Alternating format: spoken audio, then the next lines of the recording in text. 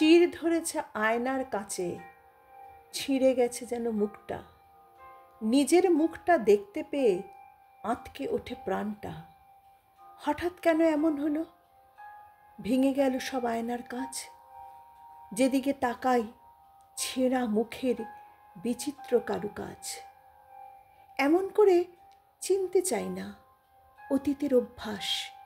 বিশ্বাস আর ভরসার হাত ভেসেছে অনভ্যাস। ভেঙে গেছে কাঁচের মতো টুকরো অবলম্বন। জানতে পারলাম অতি সহজে অবিশ্বাসের লক্ষণ।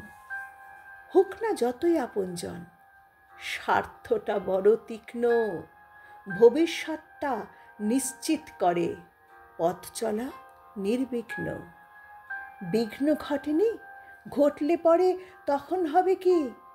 সেই আশঙ্কায় আপনজন হিংসা প্রাত্যহিকী।